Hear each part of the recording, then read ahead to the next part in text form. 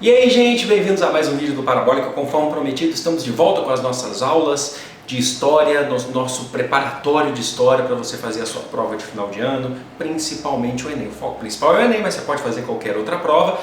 Eu já te convido a seguir nas minhas redes sociais, Twitter, Instagram, os links estão aqui na descrição, tá? Vai lá pra gente trocar uma ideia. Instagram é para trabalho de fotografia, sempre digo isso, e o Twitter pra gente trocar uma ideia por lá, que é um meio muito mais fácil, mais rápido pra gente trocar essa ideia.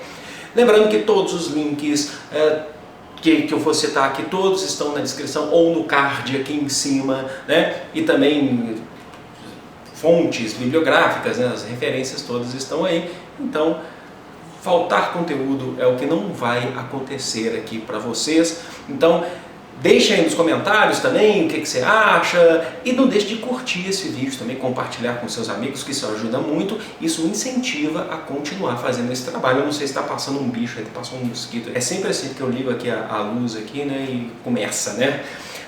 Tema de hoje a gente vai falar sobre iluminismo, tá? A gente está continuando falando de história geral. Eu acho que eu vou fazer um outro vídeo durante uma outra semana, como se fosse uma outra aula de história do Brasil. Vocês comentaram aí no meu último vídeo, falaram que é interessante a gente fazer essa separação, até mesmo porque ajuda muita gente e facilita muito o trabalho, tá? O que a gente vai falar sobre iluminismo? A gente falou sobre Idade Média, absolutismo, mercantilismo, renascimento. E o iluminismo a gente vai falar agora de um período que a gente está vivendo ali no século, principalmente, tá? O início ali no século XVIII, que é chamado de século das luzes, é quando alguns ideais começam a questionar a ideia de se ter um rei absolutista. Iluminismo, os filósofos iluministas, eles começam a questionar todas aquelas teorias absolutistas, aquela maneira de vida que a Europa estava passando até então. Vocês lembram que o rei absolutista é aquele que pode tudo, ou pelo menos quase tudo? Então, o iluminismo agora é aquela teoria contrária. Isso é muito importante, tá, gente? Que a gente vai falar de filósofos aqui, mas antes de saber de qualquer filósofo aqui que a gente vai falar, que a gente for falar, é importante que todo mundo saiba que aquela história que eu sempre vou bater nessa tecla, e vocês têm que ficar ligados nisso, porque senão a gente não consegue entender história, que o processo de história é um processo de transformações, é um processo de transição. Estamos passando por transições da Idade Média à Idade Moderna. Aí você tem os reis absolutistas, o Renascimento, né, que foi uma das nossas aulas mais legais, falou dessa transformação da mentalidade, e o iluminismo tenta agora transformar novamente essa sociedade, essa concepção social que a gente tem, e chega até hoje. Inclusive o iluminismo é muito influente hoje no mundo inteiro, né? A gente vai falar disso um pouco mais para frente. Então, lembrando, iluminismo são os filósofos que vivem no século das luzes, né, que eles trazem luz. Luz é o quê? Luz é conhecimento. Eles estão valorizando o conhecimento acima de qualquer outra coisa. A busca pela razão, a busca por um conhecimento, a busca por verdades, né, verdades que sejam principalmente científicas, né? E daí vem a ideia do cientificismo, que é possível encontrar respostas científicas em tudo, né? Que o mundo é feito de ciência, cada partícula, cada coisa, cada pedaço desse nosso mundo é explicado cientificamente, inclusive a fé é explicada cientificamente, é o que os iluministas estão querendo dizer. E por que isso é contrário aos ideais absolutistas? Porque, se vocês lembrarem, os absolutistas, os reis absolutistas, além de oprimir o povo, e os iluministas estão nessa parcela aí dos oprimidos, né, que estão sendo totalmente prejudicados pelo rei absolutista, os reis absolutistas eles não tinham uma justificativa pautada na ciência para poderem reinar. Se vocês lembrarem do Thomas Hobbes, dizia que o povo era selvagem antes, e principalmente lá Jacques Bossuet e Jean Bodin, tá lá na nossa aula, que falavam que era a teoria do direito divino, que o rei era um escolhido de Deus. Os iluministas estão falando, não é isso. Existe uma explicação científica porque esse rei está lá, e a gente deve questioná-lo por isso. Então, lembre-se, o iluminismo, os filósofos portadores da luz, né? Que a luz é o conhecimento, né? O conhecimento é a única forma de verdade, é o que vai mudar essa sociedade. Tem uma dica legal, vocês já viram que quando você tem uma ideia, o símbolo da ideia, tanto no história em quadrinhos, né? Em desenhos animados, é uma lâmpada, né? Ou uma vela, é uma luz que surge na cabeça de um sujeito, né? Que nem vai aparecer aqui, vamos ver se eu consigo colocar aqui. Pá, né? Tá vendo? Quer dizer o quê? Eu tive uma ideia. Isso significa o quê? Deu uma luz. Luz é o quê? Surgiu algo, né, que vai se transformar num conhecimento. E a gente vai entender também que o iluminismo ele critica muito o absolutismo, entre outras coisas, porque ele tem uma relação, a maior parte dos filósofos, não todos, a gente vai ver isso aqui, mas ele tem uma ligação muito estreita com aquela classe social que se sente muito reprimida por o rei, que tem um certo prestígio econômico, mas não tem um prestígio político. Quem que é? A burguesia. Sim, então a gente pode dizer que grande parte dos iluministas tem uma relação estreita com a burguesia, se não são burgueses, né? Então são eles que estão ali querendo discutir, debater, né? E tentar transformar aquela sociedade. Lembre-se muito bem disso, ok? Sabendo disso tudo, agora a gente parte para os filósofos. A gente vai entender agora cada filósofo iluminista, pelo menos dos mais importantes, mas independente de saber de cada filósofo, saber o nome, qualquer ideia, porque isso não é difícil, a gente precisa saber de fato, mas não é a morte, isso que eu estou querendo dizer para vocês, tá? Antes de saber de cada um, nunca se esqueçam, tá? A ideia é que cada um vai trazer uma contribuição diferente, uma contribuição nova para o iluminismo, mas a busca pela razão, pelo conhecimento e as críticas, né, geralmente são as mesmas, né? Mudam uma coisa ou outra, e todos eles estão inseridos nesse processo de transformação social. Se você não souber isso, não adianta saber de cada filósofo, ok? Primeiro filósofo na nossa lista, a gente vai falar aí um dos pais, né, desse processo todo, que é o John Locke, que vivia na Inglaterra, né? O John Locke é um filósofo extremamente importante, que ele vai fazer críticas ao absolutismo, entre outras coisas. Ele chegou a ser um congressista na Inglaterra, né? Ele chegou, se eu não me engano, ele foi da Câmara dos Comuns na Inglaterra. A gente vai falar de Revolução Inglesa. Ele participou da Revolução Gloriosa na Inglaterra em 1688 e ele era um defensor de uma monarquia parlamentar. O que é monarquia parlamentar? Aquela que o rei reina, mas não governa. Em linhas gerais é isso, tem muito mais que isso, tem algumas funções, o rei passa a ter algumas funções, mas o John Locke ele é importante porque ele é o cara que vai falar da famosa jus naturale. O que significa isso? Jus vem de direito, naturale, natural. O John Locke é aquele cara que defende que nós todos nascemos com alguns direitos naturais. E segundo John Locke, esses direitos são inalienáveis. O que significa isso? A gente não pode retirar, ninguém pode te retirar o seu direito natural.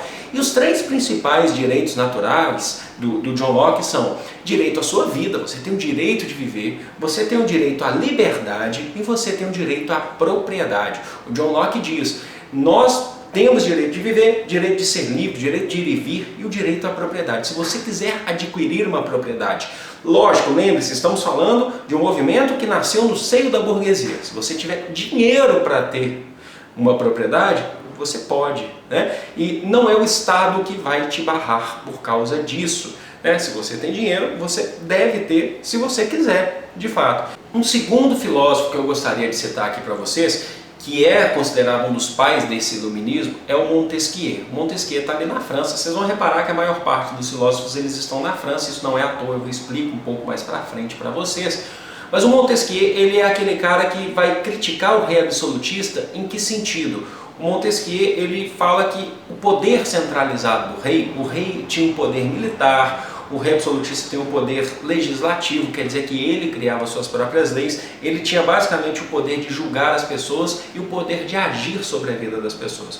Montesquieu é aquele cara que fala assim, é preciso tirar esse poder centralizado das mãos do rei e transformar esse poder.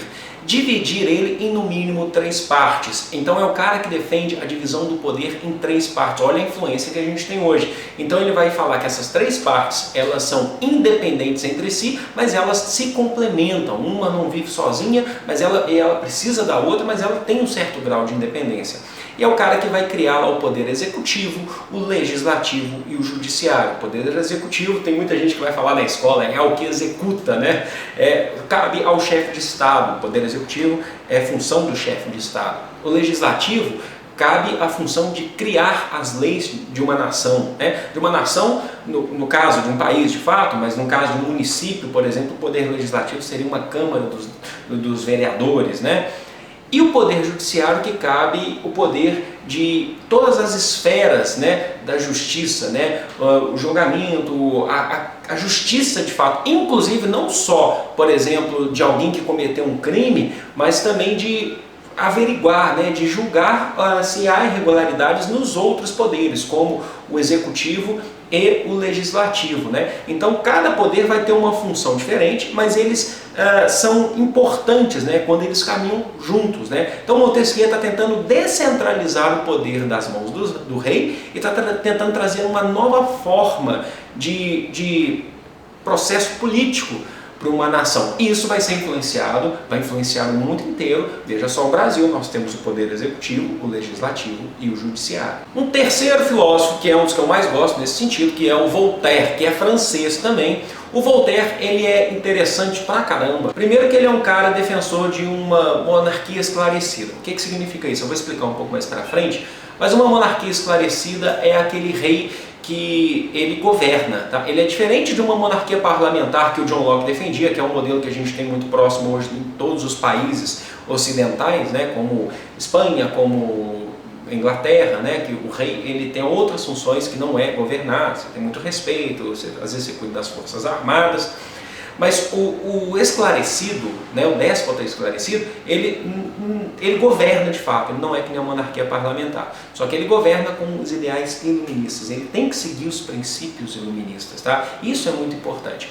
Mas o mais importante, que mais se lembra de Voltaire, é principalmente no que diz respeito à liberdade de expressão. O Voltaire é um defensor da liberdade de expressão, coisa que era muito raro acontecer lá no século XVIII, principalmente por conta dos reis absolutistas. A nossa aula sobre absolutismo explicou bem isso, que não se questiona muito os reis. Então o Voltaire tem uma frase fantástica, né, que é a frase famosa dele, que é: não concordo com o que me dizes, mas defendo até a morte o seu direito de dizer.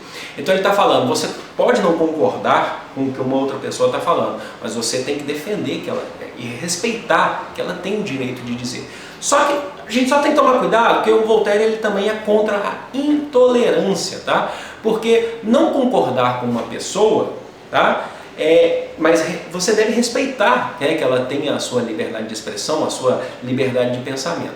Agora, não concordar, tem gente que fala assim, não concordo com você, mas eu quero te encher de porrada. Aí você está sendo intolerante. O Voltaire é contra a intolerância, tá? Vou dar um exemplo que as pessoas mais caem, né? Porque já me falaram, já chegaram no absurdo de me falar que eu estou desrespeitando a ideia de Hitler, porque Hitler tinha o direito de não gostar dos outros, né? Não gostar de judeus. Aí não é direito, não é liberdade de expressão e liberdade de pensamento. Isso é discurso de ódio. Tá? Então pensem bem, porque tem muitas situações atuais que as pessoas acreditam que seja uma liberdade de expressão. Ou, por exemplo, tem gente que vai falar que machismo é liberdade de expressão. O homem ele só acha que a mulher tem que viver daquele jeito. Isso não é liberdade de expressão, né? Isso é discurso de ódio, né? Que a mulher deve sofrer, que não sei das quantas. Isso não é. Então não confunda, o Voltaire não estava falando disso não, tá, gente? Cuidado com a interpretação que vocês podem ter de Voltaire. Eu tenho certeza que você está assistindo esse vídeo, você é uma pessoa muito esclarecida, não é não? O quarto filósofo que a gente vai falar aqui é o meu preferido. De fato, eu gosto muito do Voltaire, né? Mas esse quarto é o meu preferido, que é o Jean-Jacques Rousseau. Né? Rousseau, francês também, mais um francês aí dos quatro que a gente falou. John Locke era inglês, Montesquieu, Voltaire e Rousseau são franceses. O iluminismo ele é mais França e Inglaterra, mas você tem mais representantes até na França do que na Inglaterra. O Rousseau, você só tem que tomar cuidado. O Rousseau é um cara que critica o rei absolutista. O Rousseau ele critica muito mesmo qualquer ideal opressor nesse sentido. Ele é a favor da busca pelo conhecimento, ele é a favor da busca por uma razão, só que ele também faz críticas aos outros colegas aí iluministas que a gente já falou, principalmente ele tem divergências com o John Locke. O Rousseau ele é um pouquinho mais para frente, ele já está mais no final do século XVIII, o John Locke está mais de século XVII para XVIII.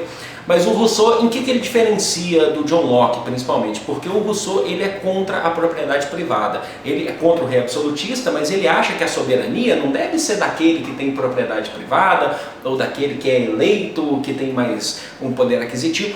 Né? O Rousseau, segundo ele, a propriedade privada é a causa de vários problemas sociais que a gente tem. Eu concordo com o Rousseau, se vocês quiserem saber a minha opinião, que nem todo mundo tem direito a ter uma propriedade privada. E o Rousseau ele fala muito sobre isso e ele acredita na soberania popular, que a gente deve tirar o poder do rei absolutista, mas jogar para o povo. Ele é a favor de uma democracia direta, mas uma democracia direta mesmo, onde o povo vai decidir o futuro de uma sociedade nas praças, né, ao ar livre, nas praças, diretamente. Então o Rousseau, ele é iluminista, só que ele é aquele iluminista que fala assim, eu não quero ficar com os meus amigos burgueses defendendo o iluminismo, eu busco a soberania popular.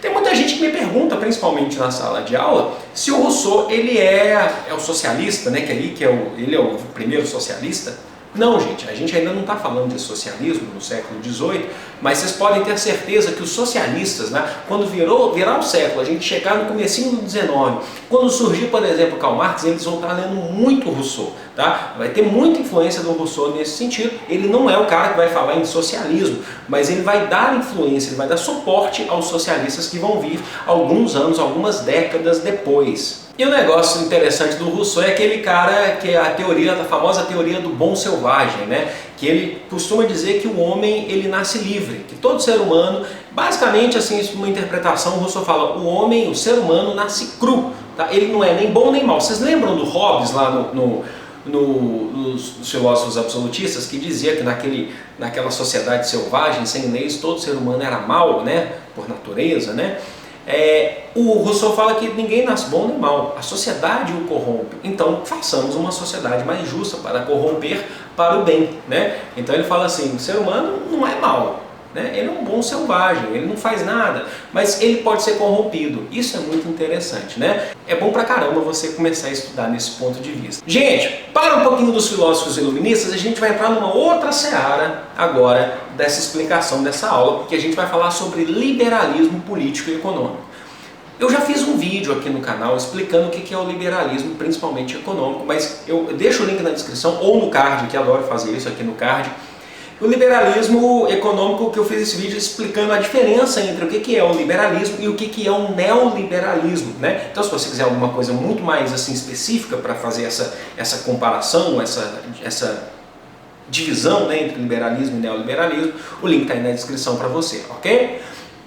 Liberalismo, ele está ligado, eu costumo dizer até mesmo em sala de aula que o liberalismo seria uma parte mais voltada, principalmente o econômico, voltado para a economia. É uma parte econômica do iluminismo, tá? O liberalismo, como o nome já diz, quer liberdade. Em relação a quem? Em relação a um político opressor, no caso de um rei, aí seria um liberalismo político, e principalmente em relação a uma opressão econômica do Estado. Então o liberalismo econômico, basicamente, o principal, né, ele quer uma liberdade de mercado, uma liberdade econômica.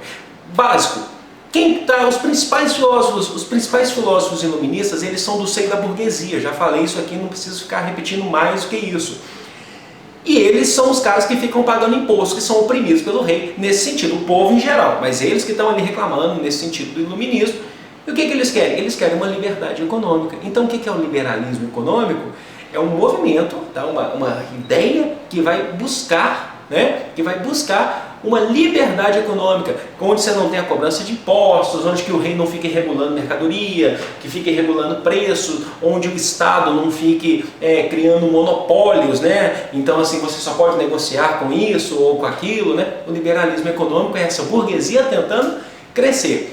E é importante saber, porque o liberalismo econômico, ele vem com a fisiocracia também. O liberalismo, ele é de origem inglesa, e você tem um outro movimento que é o movimento fisiocrata, né, que da fisiocracia, que eles têm muitas coisas em comum, mas tem um detalhezinho que diferencia os dois. A fisiocracia é na França e o liberalismo é na Inglaterra. Essa diferenciaçãozinha que eu estou falando para vocês é que o liberalismo acredita, por ser na Inglaterra principalmente, está de acordo com o contexto social, ele acredita que a medida de riqueza de uma sociedade vem da sua produção, principalmente do trabalho, da divisão do trabalho e da manufatura. É rico, né? É rica aquela nação que cria, que produz, né? Que tem uma divisão do trabalho e que tem as suas manufaturas. A fisiocracia, ela acredita que a medida de riqueza está ligada principalmente atrelada à terra e à agricultura, porque era muito isso era muito da relação da França. A França era um país extremamente agrário ali no século XVIII, então a medida de riqueza está ligada à produção agrícola. O liberalismo da Inglaterra, que daqui a pouco está surgindo a Revolução Industrial, diz que está ligado à sua produção, à manufatura.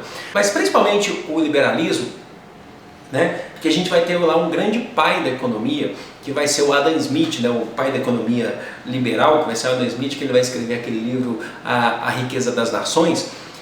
Ele acredita, tá, que por que eles buscam uma economia livre, liberal? Porque eles acreditam que não há necessidade do Estado regular a economia, porque a economia é regida por leis naturais. Tá? Aí que ele vai entrar com aquela famosa teoria, a teoria da mão invisível, né? Que existe uma mão invisível que move um mercado, não precisa do Estado, o rei não precisa ficar aqui enchendo o saco dos burgueses que querem produzir, né? No caso do liberalismo ou no caso da fisiocracia, os burgueses que querem plantar, né? Que querem ter o domínio da terra.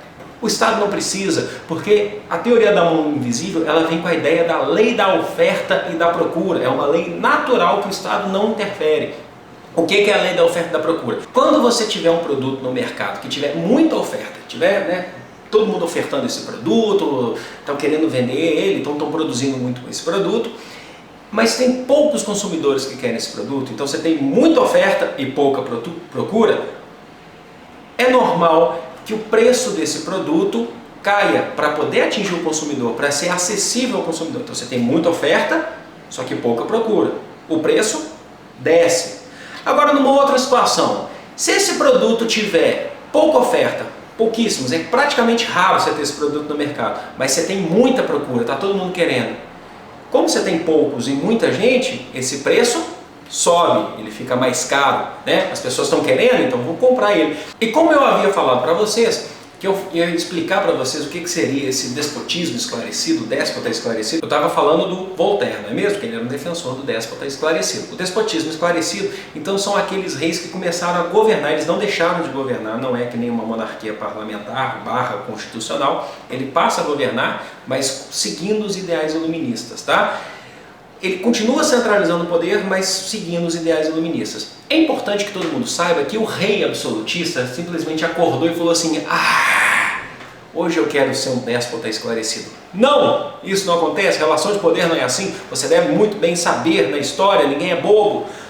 Esse rei absolutista, ele teme uma sublevação popular, ele teme que o povo comece a se erguer contra ele. Então o que ele faz? Eu vou começar a governar dando algo para o povo seguindo o ideal iluminista. Basicamente você pode falar aí que o déspota esclarecido é um rei cagão, que ficou com medo de perder a cabeça, como aconteceram com alguns, e aí, com esse medo todo, eles começaram a governar seguindo alguns ideais iluministas. Então não é por uma simples escolha, hoje eu acordei feliz e quero ser um déspota esclarecido e vou fazer um poder bom para todos. Não é isso, tá? Vou citar aqui dois reis absolutistas que se tornaram déspotas esclarecidos na história. Um, por exemplo, que eu acho muito interessante é o Frederico II, rei da Prússia. Que ele fez? Ele começou a promover o fim da tortura. Como rei absolutista, ele mandava torturar todo mundo que fosse contra ele. Primeiro ele acabou com a tortura e ele estabeleceu o ensino obrigatório. Agora todo mundo vai buscar um ensino que os iluministas queriam, busca por conhecimento. Ele estabeleceu na Prússia o ensino obrigatório. Uma outra rainha, dessa vez absolutista, é a Catarina I da Rússia. O que ela fez? Ela simplesmente criou a Universidade de Moscou, lugar onde você vai buscar conhecimento. Então você está vendo o que é um déspota esclarecido? Ele não dá tudo, mas ele dá algumas coisas para poder acalmar o povo, acalmar ali os burgueses que estão querendo a sua cabeça. Às vezes dá, às vezes não dá. E para a gente fechar mais ou menos esse assunto, a gente pode citar aí coisas que vão vir nas próximas aulas. Quais movimentos que o iluminismo influenciou no mundo? O iluminismo ele influencia hoje a nossa Constituição. Se você for olhar o artigo 5º da Constituição, qualquer dia a gente faz um vídeo falando sobre esse artigo, que é dos direitos e deveres, está embasado em muitos ideais iluministas. Quando a gente vai falar de liberdade de expressão, a divisão dos 3 poderes, que não é necessariamente no artigo 5º, mas está lá na nossa Constituição, influenciou a independência dos Estados Unidos, que foi feito por burgueses ligados a ideais iluministas, que foi feito lá em 1776, né, a independência dos Estados Unidos, Influenciou principalmente, eu lembro que a gente falou que a maior parte dos iluministas são franceses, influenciou principalmente a Revolução Francesa, que vai ser um marco, inclusive um marco de quebra da Idade Moderna, que começa a entrar na contemporânea, onde vai surgir uma república, né? A República Francesa vai surgir. Olha, né, o que aconteceu. E lá nesse caso, vou dar um exemplo, o rei da França, o Luís XVI, nem pensou em querer ser um déspota esclarecido. Ele fez com que as pessoas tivessem ódio dele, e através dos ideais iluministas, o que aconteceu com ele? Ele perdeu a sua cabeça. A sua esposa Maria Antonieta também perdeu a sua cabeça. Então, gente, o que faltou pra gente? Fazer uma questão, né? Vamos fazer aqui uma questão sobre o iluminismo, que tem ligação com o iluminismo de 2013, para a gente ver como que isso tudo pode cair. Vocês vão entender bem tudo que a gente precisa saber aqui, né? Então vamos lá, estou aqui com o meu computador. Enem 2013, os produtos e seu consumo constituem a meta declarada do empreendimento tecnológico. Essa meta foi proposta pela primeira vez no início da modernidade, como expectativa de que o homem poderia dominar a natureza. No entanto, essa expectativa, convertida em programa anunciado por pensadores como Descartes e Bacon e impulsionado pelo iluminismo, para tudo. Reparem que a gente não falou sobre Descartes nem sobre Bacon aqui. São outros dois filósofos que são um pouco anteriores ao iluminismo, mas eles convergeram depois no iluminismo. A gente falou de outros filósofos, mas o objetivo de entender o iluminismo, o objetivo dessa aula, é mostrar principalmente os principais ideais, né? Qual que é a razão do iluminismo existir. E com isso você consegue resolver qualquer questão, basicamente, que vai falar sobre o iluminismo, independente do filósofo. Então vamos seguindo. Não surgiu de um prazer de poder, de um mero imperialismo humano, mas a aspiração de libertar o homem e de enriquecer sua vida física e culturalmente. Então está falando sobre a ciência, sobre a tecnologia, o quanto que ela é importante, o quanto que ela liberta o ser humano. Vamos ver o enunciado. Autores da filosofia moderna, notadamente Descartes e Bacon, e o projeto iluminista, concebem a ciência como uma forma de saber que almeja libertar o homem das intempéries da natureza. Nesse contexto, a investigação científica consiste em que consiste a investigação científica? O que consiste a busca pela razão, pelo conhecimento do iluminismo? É isso que o exercício quer saber, independente de cada filósofo. Notem bem. Vamos lá, vamos ver questão por questão aqui. Eu falo para vocês qual é a correta. Eu tenho certeza que vocês vão acertar. A. Expor a essência da verdade e resolver definitivamente as disputas teóricas ainda existentes. B. Oferecer a última palavra acerca das coisas que existem e ocupar o lugar que outrora foi da filosofia. C. Ser a expressão da razão e servir de modelo para outras áreas do saber que almejam o progresso. D. Explicitar as leis gerais que permitem interpretar a natureza e eliminar os discursos éticos e religiosos. E. Explicar a dinâmica presente entre os fenômenos naturais e impor limites aos debates acadêmicos. Tempo para você responder. Pausou? Pensou? Alternativa C. Ser a expressão da razão e servir de modelo para outras áreas do saber que almejam o progresso. Essa é uma questão até muito simples de entender. O iluminismo, como eu falei para vocês, ele está tentando transformar a sociedade. Então ele tenta ser a expressão da razão e do conhecimento e servir de exemplo para que as sociedades façam isso também, busquem um progresso mais científico, tecnológico. Questões, por exemplo, como a alternativa D, que fala em colocar fim aos debates acadêmicos, o iluminismo quer debates, né? Lembra do Voltaire falando da liberdade de expressão? Ele quer debates, né? Outras questões como A e B, que vai falar que ser a última palavra nos debates, né? Não, o iluminismo quer debates. É isso que faz crescer uma sociedade. Então é muito importante que vocês saibam. Se vocês acertaram, parabéns. Se vocês não acertaram, na próxima que vocês acertam, podem procurar em questões aí na internet aí sobre o iluminismo depois dessa aula de hoje, ok? Pessoal, foi um grande prazer. Eu espero que vocês tenham gostado dessa aula. Curte, compartilha, se inscreve no canal, mas curte mesmo, tá, gente? Curte mesmo porque dá um trabalho gigantesco fazer. Eu tenho que levantar iluminação, câmera, computador, fazer uma pesquisa, eu tenho que fazer um estudo sobre isso, eu preciso preparar a aula, porque eu penso que isso aqui é uma sala de aula, né? E eu estou aqui no tete a tete com vocês. Não deixe aí de me seguir nas redes sociais, Twitter, no Instagram. Qualquer dúvida, coloca lá no Twitter ou aqui nos comentários desse vídeo, que aí se eu precisar eu faço um vídeo extra respondendo algumas questões. Eu vou ficando por aqui, estou de volta e Eu vejo vocês no próximo vídeo. Tchau!